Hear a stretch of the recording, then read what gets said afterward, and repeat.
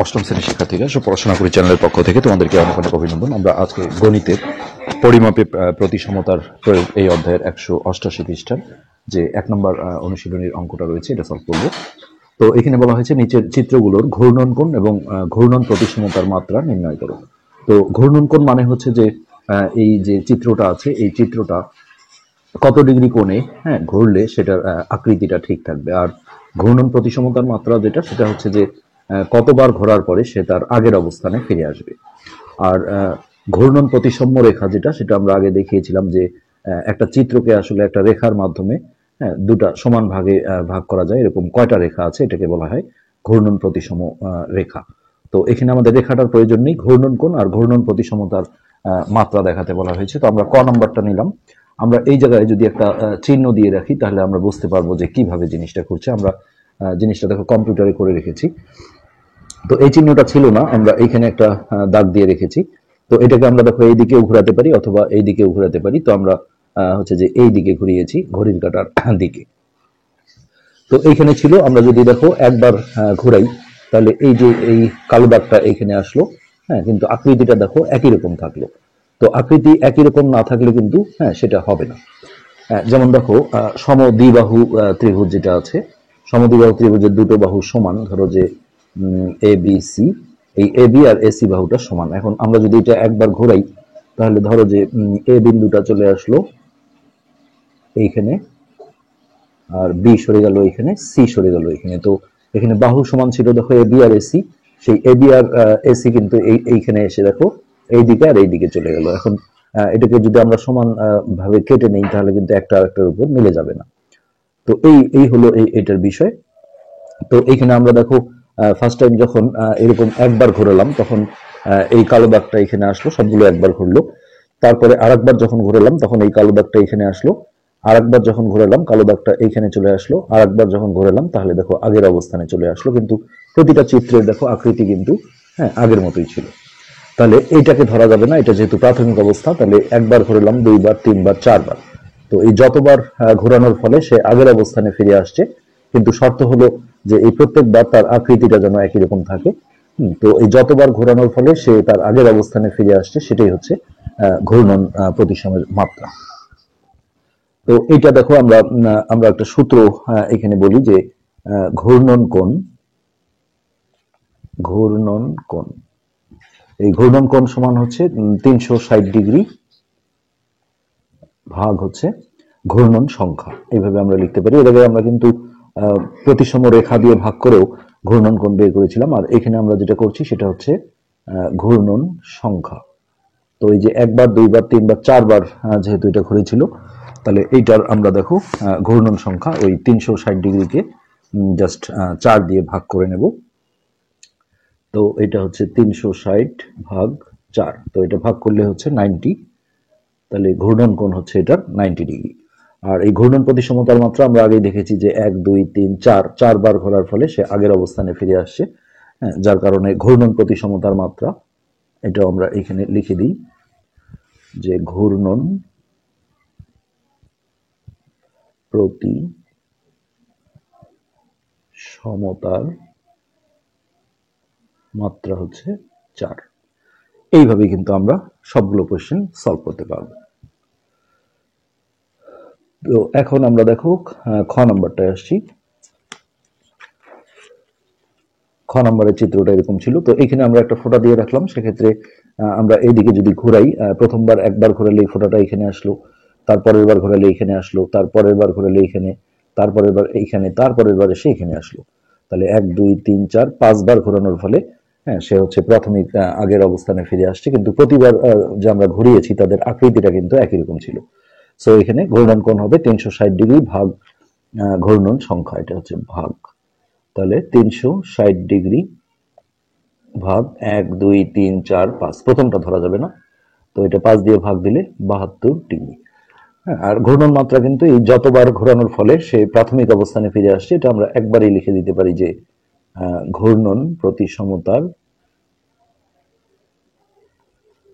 মাত্রা 5।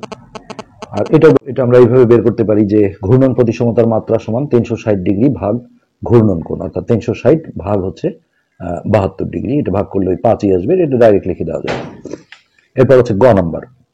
তো এই চিত্রটা আমরা এখানে একটা ফোঁটা দিয়ে নিলাম। ফার্স্ট টাইম যদি আমরা এইদিকে একবার ঘুরাই তাহলে ফোঁটাটা এখানে আসবে, তারপরে এখানে আসবে, পরের বার ঘোরালে এখানে আসবে, তারপরের বার এখানে আসবে, তারপরের বার এখানে আসবে, তারপরের বার দেখো আবার সেই আগের প্রাথমিক অবস্থানে ফিরে যাবে। তাহলে 1 2 3 4 5 6, তাহলে 6 বার ঘোরানোর ফলে সে হচ্ছে তার প্রাথমিক অবস্থান বা আদি অবস্থানে ফিরে গেছে। তাহলে এক্ষেত্রে ঘূর্ণন কোণ হবে 360 ডিগ্রি ভাগ ঘূর্ণন সংখ্যা ছিল 6, তাহলে এটা হচ্ছে 60 ডিগ্রি হচ্ছে ঘূর্ণন কোণ।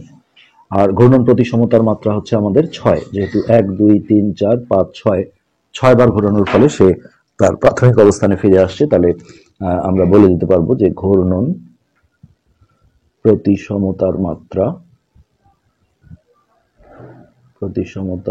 হচ্ছে 6। এরপর আছে ঘ নাম্বার। তো এখানে আমরা দেখো এখানে যদি একটা ফোঁটা দিয়ে নিই তাহলে এইদিকে একবার ঘোরালে সে এই জায়গায় আসবে। প্রতিবারে দেখো আকৃতিটা কিন্তু একই রকম আছে।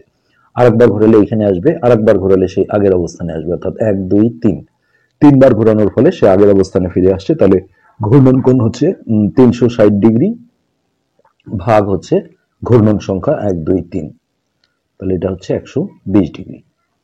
হ্যাঁ, এটাই হচ্ছে ঘূর্ণন কোণ। আর ঘূর্ণন প্রতি সমতার মাত্রা যেটা সেটা হচ্ছে 3 হবে, যেহেতু 1 2 3বার ঘোরানোর ফলে সে আগের অবস্থানে প্রাথমিক অবস্থানে ফিরে আসছে। ঘূর্ণন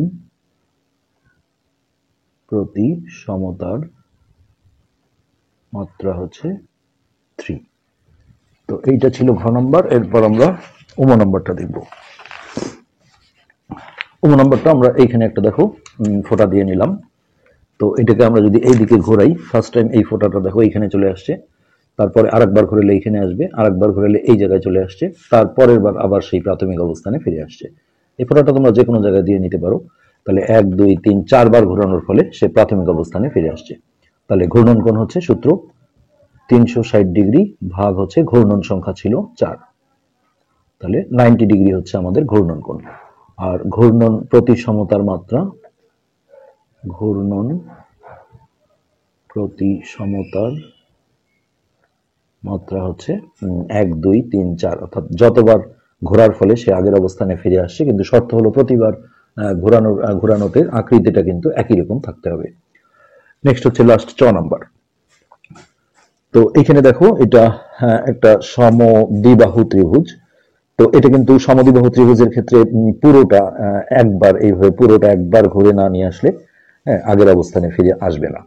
সো এইখানে আমরা এটাকে একবারই ঘোরাতে পারবো। ঘূর্ণন সংখ্যা হচ্ছে 1, তাহলে এখানে ঘূর্ণন কোণ যেটা সেটা হবে যে 360 ডিগ্রি ভাগ ঘূর্ণন সংখ্যা 1।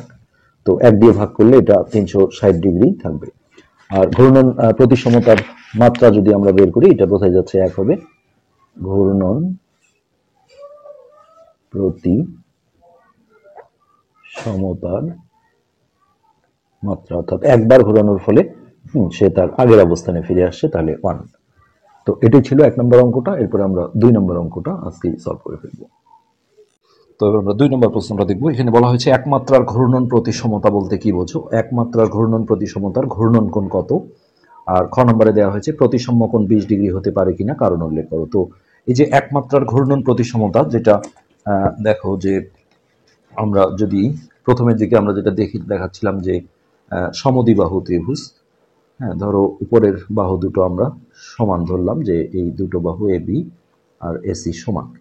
তো এটাকে আমরা যদি একবার দেখো এইদিকে ঘোরাই, হ্যাঁ, তো সেক্ষেত্রে এই ত্রিভুজটা দেখো এরকম হয়ে যাবে, অর্থাৎ এ বিন্দুটা এইখানে চলে আসবে, বি বিন্দুটা এখানে চলে আসবে, সি বিন্দুটা এখানে চলে আসবে। কিন্তু আগের যে এই বাহু দুটো সমান ছিল, এখন আর এ বি আর এসি দেখো এই পাশে পড়ে গেছে। তো এটা কিন্তু এইটা কিন্তু আমরা ঘূর্ণন প্রতি সমতার মাত্রা বলতে পারবো না, কেননা একবার ঘোরানোর ফলে তার আকৃতিটা কিন্তু ঠিক নেই, অর্থাৎ বাহু দুটো যে সমান বাহু দুটো এই উপরের দিকে ছিল, এটা নষ্ট হয়ে গেছে। আরেকবার যদি আমরা ঘুরাই, এটাকে দেখো আরেকবার যদি ঘুরাই, তাহলে ওই এ বিন্দুটা এইখানে চলে আসবে, বিটা এখানে চলে আসবে, সিটা এখানে চলে আসবে। তো এক্ষেত্রে দেখো এ বি আর এসি বাহু যে সমান ছিল সেই দুটো কিন্তু এইখানে চলে আসছে। নেক্সট আমরা যদি আরেকবার ঘুরাই এটার পরে, তাহলে দেখো আবার ওই ত্রিভুজটা আঁকলাম। তো এই এ বিন্দুটা আমরা যেহেতু এই দিকে ঘোরাচ্ছি, এ বিন্দুটা এইখানে আসলো, বিটা এখানে আসলো, সিটা এখানে আসলো। তো এটা দেখো এই যে আগের অবস্থানে চলে আসছে, কিন্তু আমাদের শর্ত ছিল যে এই যে প্রতিবার ঘোরানোর ফলে তার মূল আকৃতিটা যদি ঠিক না থাকে তাহলে এগুলোকে আমরা কাউন্ট করব না। তাহলে এটা কিন্তু সম্পূর্ণটা পুরোটা দেখো একবারে এখান থেকে ঘোরানো শুরু করে এই পুরোটা একবারে পুরো সার্কেল ঘুরিয়ে নিয়ে আসে, তাহলে আগের অবস্থানে চলে আসছে। তাহলে এর কিন্তু ঘূর্ণন প্রতিসমতার মাত্রা 1, যেহেতু সম্পূর্ণ একবার ঘোরাতে হয়েছে তার আগের অবস্থানে ফিরে আসতে। তো আমরা এই প্রশ্নটার উত্তর দেব। এখানে বলছে একমাত্রার ঘূর্ণন প্রতিসমতা বলতে কি বোঝো। তো আমরা দেখো সরাসরি উত্তর দিয়ে দিতে পারি যে এটা ক নাম্বার ছিল, 2 এর ক। একবার পূর্ণ ঘূর্ণনে, একবার মানে এগুলো হচ্ছে একবার করে ঘোরা, কিন্তু পূর্ণ ঘূর্ণন মানে 360 ডিগ্রি কোণ পুরোটাই ঘুরে আসা। একবার পূর্ণ ঘূর্ণনে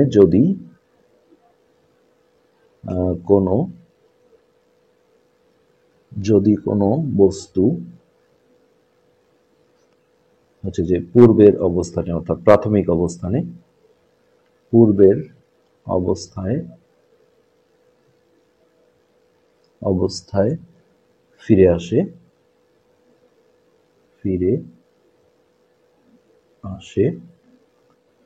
তবে তাকে একমাত্রার ঘূর্ণন প্রতিসমতা বলে। একমাত্রার ঘূর্ণন, যেমন বিষমবাহু ত্রিভুজের ক্ষেত্রে এই ঘটনাটা হবে, ঘূর্ণন প্রতিসমতা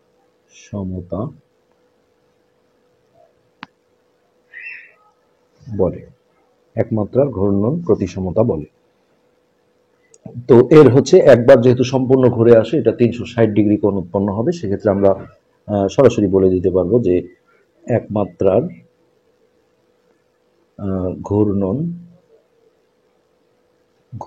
প্রতিসমতার ঘূর্ণন কোণের আমরা সূত্রও দেখিয়েছিলাম যে 360 ডিগ্রি ভাগ হচ্ছে ঘূর্ণনের মাত্রা। তাহলে 360 ভাগ 1 দিলে ওই 360ই আসবে, যেহেতু এটা পুরোটা একবার ঘুরে আসছে আমরা সরাসরি একবারে বলে দিতে পারবো 360 ডিগ্রি। তো এটাই ছিল ক নম্বরের উত্তর। এরপর এখানে খ নম্বরে আসি। খ নম্বরে বলা হয়েছে প্রতিসাম্য কোণ 20 ডিগ্রি হতে পারে কিনা, হ্যাঁ, কারণ উল্লেখ করো। তো এটা আমরা একটু গুছিয়ে লেখার চেষ্টা করি। প্রতিসাম্য কোণ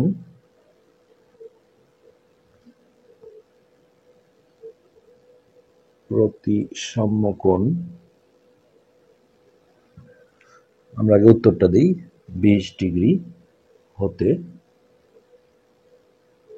পারে,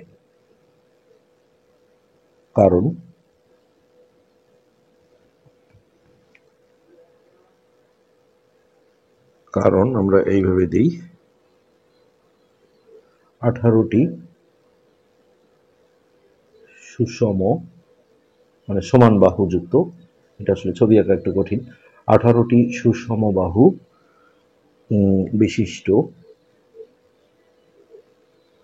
বিশিষ্ট বহুভুজের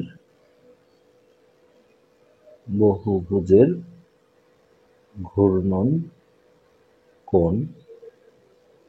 তো দেখো 18টা যদি বাহু হয়, সুষম বাহু হয়, তাহলে তার ঘূর্ণন কোণ হবে 360 ডিগ্রি ভাগ 18। যেমন ধরো পঞ্চভুজের ক্ষেত্রে ঘূর্ণন মাত্রা ছিল 5, তারপরে ষড়ভুজ, সুষম ষড়ভুজ যার এরকম 6টা বাহু থাকে, হ্যাঁ, তার কিন্তু ঘূর্ণন প্রতিসমর মাত্রা ছিল 6। তাহলে যদি 18টা সুষম বাহু বিশিষ্ট বহুভুজ হয়, তার ঘূর্ণন কোণ হবে কিন্তু তার হচ্ছে যে প্রতিসমর মাত্রা হবে 18। তো ঘূর্ণন কোণের সূত্র হচ্ছে 360 ডিগ্রি ভাগ প্রতিসমর মাত্রা। তাহলে এইটা 360কে আমরা যদি 18 দিয়ে ভাগ করি তাহলে এখানে 20 ডিগ্রি আসবে। তাহলে বোঝা যাচ্ছে যে হ্যাঁ, এটা সম্ভব। তো কারণ উল্লেখ করো, আমরা এখানে কারণও বলে দিলাম। এরপর আমরা 3 নম্বর কোশ্চেনটা সলভ করার চেষ্টা করি।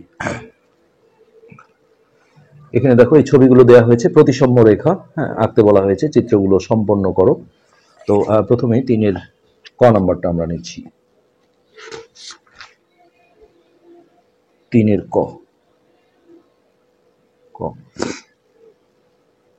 এখানে আমাদের যে চিত্রটা দেয়া ছিল সেটা হচ্ছে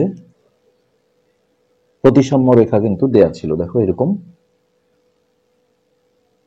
এইভাবে ডট ডট দিয়ে প্রতিসাম্য রেখা দেয়া হয়েছে। তো পুরো চিত্রটা সম্পন্ন করতে গেলে এই সমান অংশটা আমাদের এই পাশে আবারও একটা এঁকে দিতে হবে, এটাই হলো কাজ। ওকে, তো খ নম্বরে আসি। খ নম্বরে দেখো এইরকম একটা রেখা আর এইরকম একটা রেখা আর এইখানে প্রতিসাম্য রেখাটা দেখাতে হয়েছে। তো এটা চিত্র, এইটা যেহেতু এই দিকে গেছে তো এইটা দেখো এই দিকে চলে আসবে এইরকম এইরকম, তাহলে এটা হচ্ছে প্রতিসাম্য রেখা। এরপর আছে গ। গয়ের ছবিটা আছে একটু এইরকম, এইখানে প্রতিসাম্য রেখাটা দেখানো হয়েছে। তো এটা যদি হয় তাহলে অপর অংশটা তাহলে এইরকম ভাবে আসবে, এরকম জাস্ট। এরপর আছে ঘ। ঘয়ের চিত্রটা যেটা ছিল, এই দিকে একটা দাগ, এই দিকে একটা দাগ আর এই সমান বরাবর একটা দাগ, আর এইটা হচ্ছে প্রতিসাম্য রেখা। তো এইখানে দেখো 1 2 3 4 5টা, 1 2 3 3 4 পঞ্চভুজ হবে এটা। এই পঞ্চভুজের কিন্তু এটা একটা প্রতিসাম্য রেখা থাকে, 5টা থাকে, তার মধ্যে এটা একটা। এই 1 2 3 4 5 এই বাহুগুলো সমান করে আঁকতে হবে। এরপর উম। নম্বরের চিত্রটা যেটা ছিল, প্রথমে এইখানে একটা দাগ, তারপর 2 3 4 5 আর এইখানে প্রতিসাম্য রেখাটা দেখানো হয়েছে। তো এইটা আমরা দেখো কিভাবে সলভ করব। এইটাকে এই দাগটা কিন্তু দেখো বইয়ে একটু হলেও ছোট করে দেওয়া ছিল, তো এইটাকে একটু এইভাবে বড় করে আনতে হবে।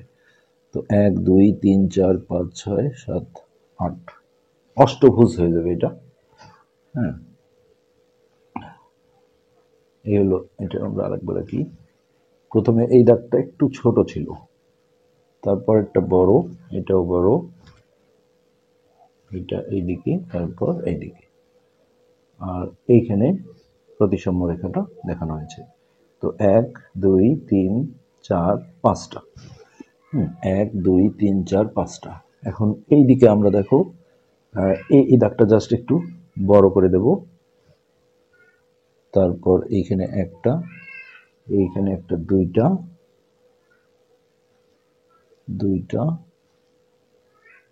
তিনটা। ছবিটা আসলে ভালো আসলো না, এটা আমরা আরেকবার একটু আঁকার চেষ্টা করি।